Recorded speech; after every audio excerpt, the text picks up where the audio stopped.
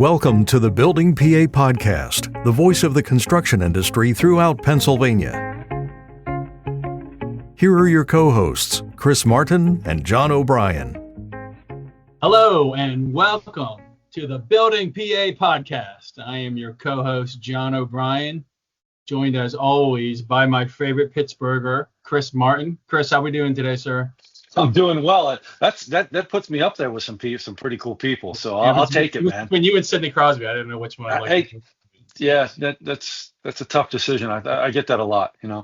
But hi everyone. I am Chris Martin, and I am from Pittsburgh, with Atlas Marketing, and we tell stories for companies that build things. And we're here, man. Just like Jon brought the energy, I'm going to bring it too. And we got a really cool topic today that I think is going to resonate with not only a lot of people in the industry, but the younger generation, if you will. Yes, absolutely. Yes. So our age. Yes. As you know, KCA, Keystone Contractors Association, has a scholarship program. And recently, about a year ago, we had our first winner from IUP, Indiana University of Pennsylvania. Mackenzie Daniel won, and she was in the safety program. I ran into her recently, a couple months ago, and asking about the safety program. And I said, it sounds awesome, sounds great. That's something we should promote on the podcast. And she said, absolutely. Yep. I'm going to connect you with the right person. And yes. Mackenzie joined us on the podcast. So you can search that on buildingpapodcast.com and find Mackenzie Daniel as a guest as well. Yes. And if you're searching, you might as well give us 5-star rating. You might as well do it. Exactly. Why not? While you're there, you know, it's just a click of a button. Let's do it. Absolutely. Thank you. Thank you in advance for the rating. Thank you. No, but we are excited. We're super pumped about today's episode. It's going to be awesome. Going to be amazing. We're talking safety education, and who better than IUP's Tracey Cekada. Tracey, welcome to the show. Yay! Yay! Yay! Go Hawks! Go Hawks! Go Hawks! There you go. All right. No, this is awesome. Yeah. So welcome. We're excited. We have a lot of safety episodes on our 5-year history, but we've never talked to a safety professor. So I'm a little nervous. Chris, are you nervous? Anytime there's a professor in the room, I start sweating. Just as long as we're having a quiz or a test, I'm good. Yes. To take you back to the memories of grade school at the Catholic grade schools. Ooh. Yes. Yeah. The nuns coming around with the golden ruler. Sister D would walk by with a golden ruler and whack you on the head or the wrist or whatever. Yeah. That's right. Good times. Well, things have changed. It's not quite like that anymore here at IUP. So things are different. I'm excited to hear about Mackenzie and how well she's done, and I'm going to have to make sure I look for that podcast from her. I have not seen that, so awesome. It'll be great to see. Yeah. But before we jump into the conversation and get started here, you want to take a minute to introduce yourself? Sure. My name's Tracey Cekada. I'm the chair of the Safety Sciences and Environmental Engineering department at IUP. So we recently, about a year ago, we merged two departments, or two programs, I should say, into one department. So you still have two separate degrees, but we're now the Department of Safety Sciences and Environmental Engineering. And we offer degrees from the environmental side. We have our Bachelor of Science in Environmental Engineering. And then on the safety side, we have a Bachelor of Science in Safety, Health, and Environmental Applied Sciences, which is what I think I'm going to probably talk about mostly today. And then we have a Master's of Science in Safety Sciences, as well as a PhD program in Safety Sciences. So you can go all the way through and get your PhD if you are really driven and really want to do that. Awesome. Not to be ignorant, but I didn't know there was such a thing as a PhD in safety. And I apologize in advance of making that statement, but that's really impressive. Mm-hmm. Yeah. We developed the program and it took off in 2013 was the first year for it. And at that time, I want to say there was very, very few schools that were really in the market for that. It has grown some, and there's some. West Virginia University has a PhD program. That's probably our closest one that we have here, but it's expanding. There are some more programs that have it. That's awesome. Oh. I've learned something new today. Yeah, and a lot of research to be done in safety. So much is going on in the field of research. So these are the people that are out there that are, really interested in doing some of that research in those, specialized areas. That's impressive. Wow. So as a first year student, did they pick their major right away? And I asked that because my daughter just started college at Westchester, and she couldn't pick her business major. It had to be general business. You can't pick it till year 2. So I was wondering. Yeah, students can come to IUP with a major already chosen. If they're not sure, we can put them into a program called Exploratory, where they get a little feel of some of the different areas that they could dive into, which is nice for those that are really lost. My daughter's here at IUP, and I got to be honest, she's changed her major every semester or every year. She's finally a senior. I'm like, this is the last one. So it's a big decision for somebody to decide what they want to do for the rest of their life. So it's not uncommon, even if the ones come in saying, this is what I definitely want to do, there's a good majority of them that change it. And that's normal. You see that a lot. Yeah. And I think that's a good story to continue to tell people, especially incoming students, is it's okay to change your major, but at a certain point you do have to kind of figure out a path. But I know both my daughters are in school now too, and my oldest has changed her major a couple times, and I'm waiting for my younger one to do that too. But with that said, what is the most common questions that you get as a professor of safety from an incoming student? Like, why safety? What are some things that you're hearing that our listeners might want to just try to pass along to somebody who's even considering construction or safety as a trade or as a path? I mean, if the parents are with them, and the most asked question is, what's that job market? So you want to put a kid through a program where it's an applied program where they're doing something: physical therapy, occupational therapy, education, things where you're doing something physical from that perspective. So I would say most questions coming from students and or their parents when they come here to tour and see the place is, what's the job market? Is my kid going to get a job as a result of this? What kind of money can they expect to make? And that's understandable. So we always talk about that. And I would say one of the beauties in safety sciences is that most of your medium and your large size companies are going to have a safety professional that works at that organization. Whether or not they're a standalone department or they work under a different division depends on how that organization is structured. But most of your medium to large size companies are going to have at least one safety professional, if not a team. Yep. And so the opportunities in all the different industries that you could get into are just huge. I mean, students get into, we're here talking a little bit about construction, but construction industry is booming right now for our students. And that's where probably a majority of them are going at this point in time. But they can get into oil and gas, they can get into insurance, they can get into like manufacturing.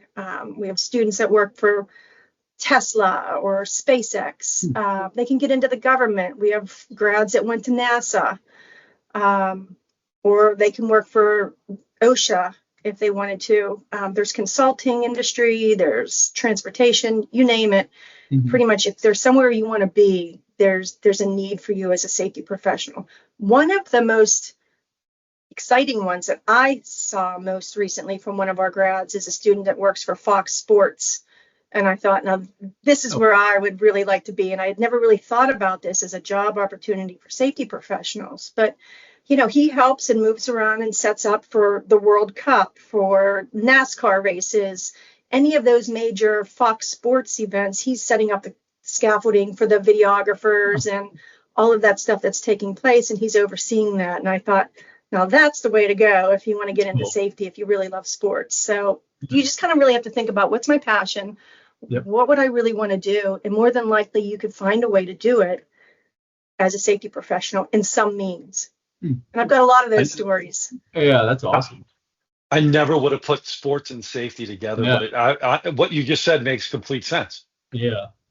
Yeah. I mean, we had another student that she was going to college. Her parents said, "You've got to get a 4-year degree." And she's like, "My passion was beauty school. I really wanted to be into cosmetology and that." And her parents were like, "No, you're going and getting a 4-year degree. Then you can figure that out."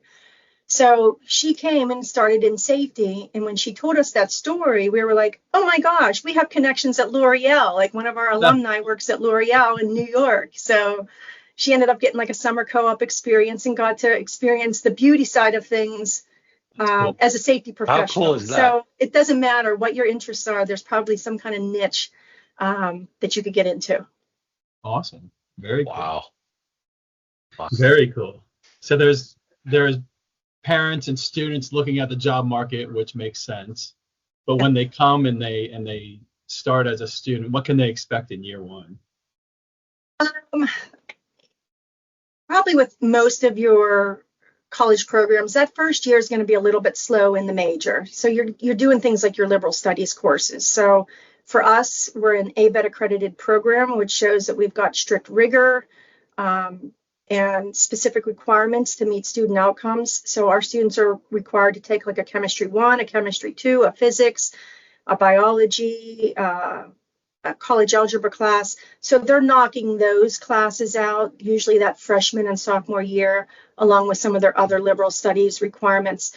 They'll get an introduction to safety in that freshman year. So they'll have a Safe 101 class where they kind of get an understanding of what you might do as a safety professional, where you could work, kind of what are the things you're looking for. And then they'll take a Safe 111 class, which is we give them the OSHA 30-hour card for general industry. So it's like a little certificate they get that's through OSHA that shows that they have the skills in the general industry area.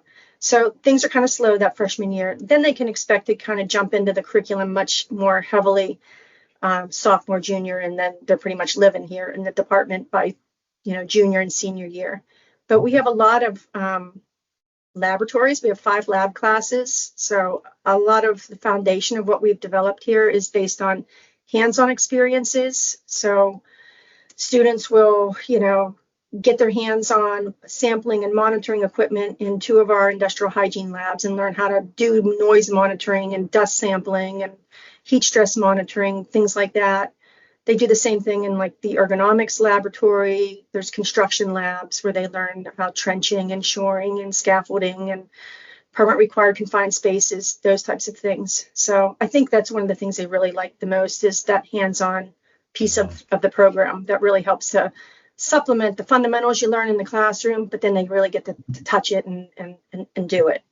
Awesome. And John mentioned one of your former students as a sponsorship or a scholarship winner. But how much of like an internship program or like apprenticeship elements do you offer? And I'm assuming there's a lot of encouragement, right? To, hey, get opportunities and get out there. Can you talk about that a little bit? Oh, absolutely. Nothing is more important than that hands-on experience. And so we push that from day one. So students can do a couple things. We call a co-op here at IUP as an opportunity for a student to go out and get summer work experience. So it's nothing related to the university, but they're going out and working for a company in the summer and trying to kind of put what they've learned in the classroom kind of in place in the field. They don't have any requirements. Companies are paying them really well for co-ops. It's a wide range of pay, and we could talk about that if you're interested. But there's a wide range of pay depending on where they go in the country and what type of industry they go into. So we encourage that from freshman year, the summer following freshman year, sophomore, and junior year. Internship is a little different. Internship is what they're required to do right before they graduate. So after they've completed all of their safety classes, they meet a certain GPA, then they have to apply to go on to internship. So they're earning credit for that. They're working on major projects and reports that they have to put together for that as well, and work coordinating activities with the supervisor at that site. So all students have to have at a minimum that internship. So no one's coming out of our program without some kind of real world experience.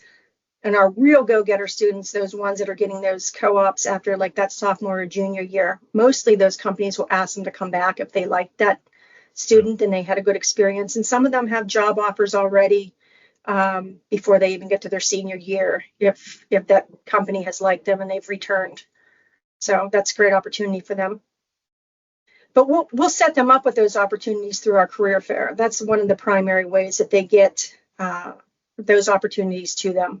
So we have huge career fair every fall semester. Companies come and pretty much spend almost 3 days here with a meet and greet event with a kid on like a Wednesday evening. And then they have the career fair on Thursday. And then they stay Thursday afternoon and all day Friday. And a lot of the companies will do their interviews right here on site. So after that career fair, a lot of the students will kind of know where they stand in terms of having an opportunity for that following either spring or summer session. Nice. So with the co-op and then with the career fair, they're getting real world experience. They're talking to future employers. But as far as the educational aspect, are you involving industry that way at all? Oh, absolutely. We've got a really strong alumni base. We've got an advisory board where they give us feedback on things that are changing in the world of safety, because they're the ones that are living and breathing and doing it. So they help us with our making modifications and our adjustments to our curriculum, so we're staying with the times. And then that alumni base, our alumni come back, or even non-alumni, just people that are interested in speaking in front of our students come back very, very regularly. So probably every other week or so, there's somebody here either in a classroom or with one of our student organizations that's speaking and talking about experiences in the real world with them. We also have the PA OSHA consultation program is run under our department. I'm not sure if you're familiar with that. But PA OSHA consultation is a free consultation service that your smaller and maybe some mid-sized companies can reach out to and get a free evaluation or assessment of their program. They're not affiliated with OSHA. They're run separately from OSHA, so all their findings are considered confidential. But anything that's considered or identified as imminent danger or severe has to be corrected. But students can reach out to OSHA consultation, do some job shadowing. So there's a lot of opportunities for those real world experiences. That's awesome. And you're speaking to two parents, right? And I know you mentioned earlier that you're a parent as well. What makes a good safety student? I would probably say, without a doubt, number one is going to be those communication skills. If you can talk to people and if you can relate to people, you can learn the other things on the job, but it's those people skills that are really going to make you successful, I think, in that job. And so we here at IUP have created a course in the safety curriculum called Safety, Health, and Environmental Communications. And that's what the course is revolved around. Like, how do I shake hands with somebody? How do I look them in the eye? How do I approach them for a job? How do I speak to management? How do I speak to the lower level employees? Because all of those things are important in kind of understanding how to carry on those conversations. Yeah.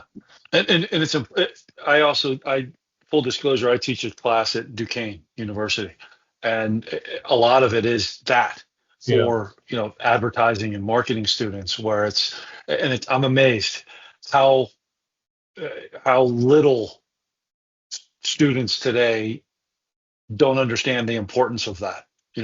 The simple act of a follow-up, thank you for your time. That's it. Those little things are so valuable to not only secure a job, but have people remember you and continue to do those things. So I'm glad to hear you say that. That's important. Yeah, and that career fair, that's intimidating for the students. You walk in there and you've got 70 companies. They're only hiring safety professionals and environmental engineers. They're all for you, and they're all looking at you. And how do you go up to their table and how do you sell yourself and beat everybody else out? And a lot of that comes down to personality and how you carry yourself. You can learn the technical skills. They're getting the technical skills here.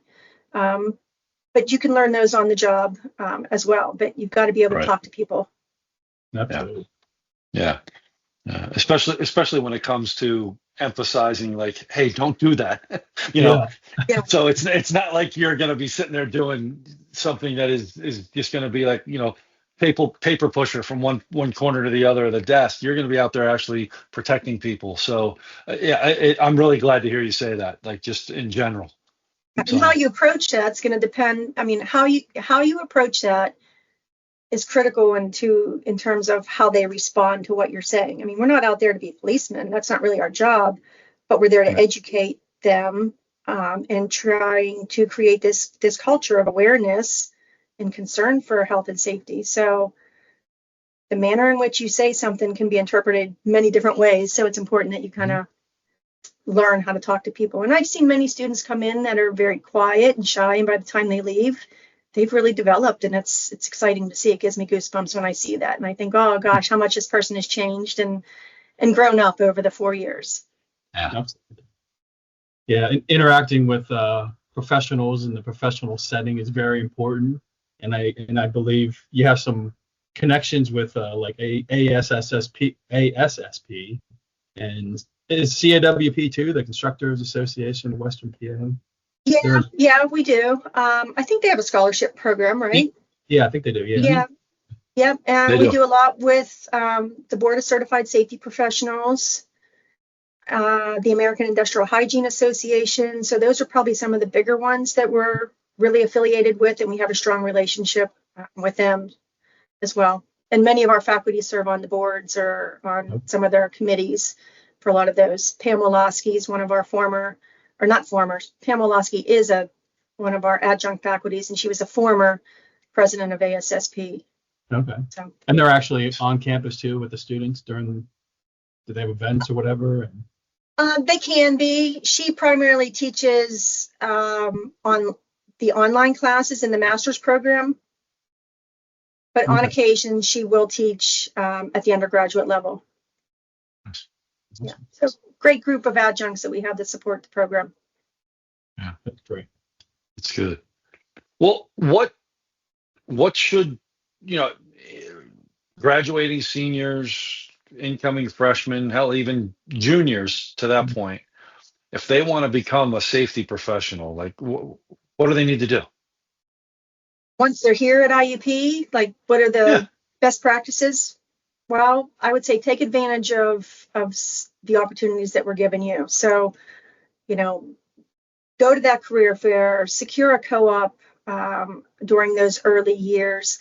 We have those companies that are constantly coming in to speak to our students, and we hold those either in the classroom or as part of like an ASSP student section meeting.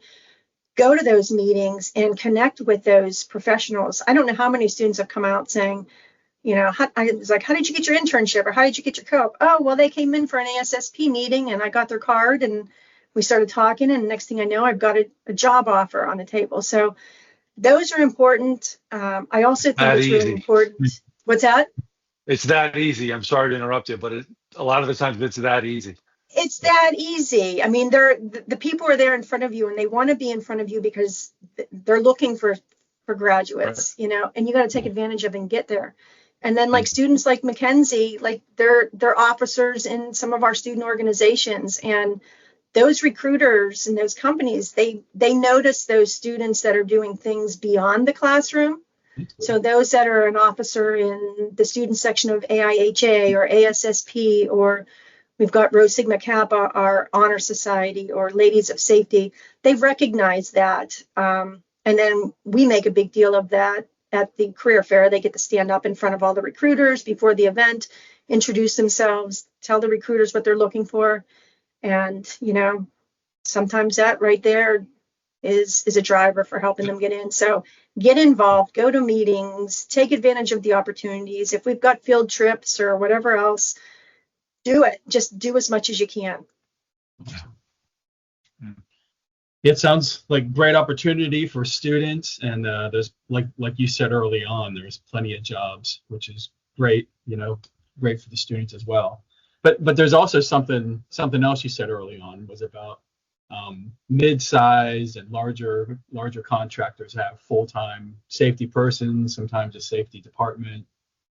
So KCA, we represent all sizes, from working out of the garage, small little roofing company, to 500 million a year, large CM. For the smaller side, what happens is, hey, you're pretty good. Why don't you become the safety director? So someone gets thrown into the position. Are there any sort of resources that you have for like safety upgrades or safety classes people could come and get some sort of training on? I don't know if that's an option. Or... Yeah, I mean, there has been some recent discussion. We have a minor in safety sciences. So if students just wanted to take like about, I think it's 18 credits, they could pick up a minor in it. There has been some talk about us considering an associate's degree to kind of to target that population that you're talking about. There's so many different pathways into the field of safety, and that's just one of them. So I don't know where that's going to go and if that's going to come to fruition or not, but there's been some discussion on that. Students that graduate come out eligible, or they come out with what's known as a graduate safety practitioner designation. It's called a GSP. Mm-hmm. So the gold label stamp on a safety professional is a certified safety professional. They hold a CSP. This GSP is kind of showing that they're on progress to that. So instead of having to sit for 2 of the exams, they only have to sit for the final one because they came through the program and they met certain course requirements and criteria. They're on their path to that. So there's like certification options for people that aren't in the field that they could go after. There's a construction CHST certification. Many of those, though, you have to have so many years of experience in the field to be eligible to sit for those. Okay. What do you say, Chris? You ready to go back to school? Definitely. I'll be honest with you. In all honesty, if I knew now what I knew, 30 years ago, I probably would have been a safety. I would have gone into safety. I mean, I have a lot of friends of mine I went to Millersville, and Millersville's got a solid school as well. And a lot of my friends now, I mean, they're doing really well. Just in safety, and whether they're in the, like you said, in the insurance side or on the contracting side or those sort of things. I mean, it's a great opportunity, and I've encouraged my younger daughter to even consider it. And I think there'd be opportunities for women as well. I mean, Tracy's the dean of the school. I mean, come on, Chair. So, don't say dean. Chair. I'm sorry. My boss will fire me over that one. Yeah, I said it, not her. I said it.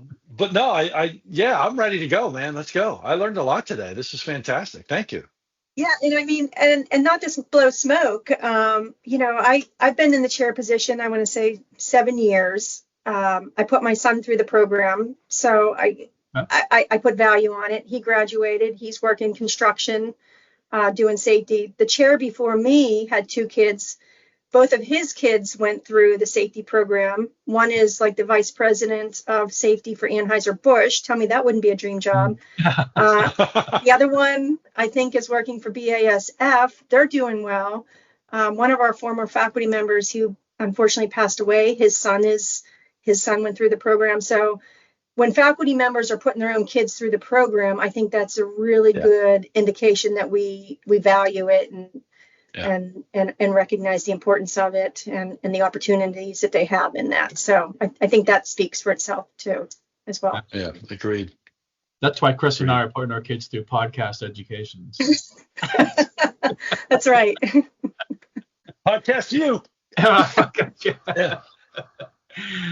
No, Tracy, it's been awesome. It's been amazing. The program is awesome. I've heard nothing but positives from the many alum that we know and companies that utilize your students, whether intern or hire them or whatever. I appreciate it. We were ranked number 1 in the state of Pennsylvania this past year and number 2 in the nation by universities.com. So awesome. I could throw that out there just to brag a little bit. Well, brag away. Don't blame me on those. We're almost done here, so you better get the bragging. Yeah. We're proud of the program and what it's done for the region. So I appreciate the opportunity. You bet. it's been an awesome conversation, and we're glad we met you, and we're glad you got to educate us on the program. Yeah. Thank you, Tracey. Thank you. Thank you for joining the Building PA podcast. To stay up to date, follow us on LinkedIn and Facebook, and visit buildingpapodcast.com to subscribe to upcoming shows. Thanks for listening.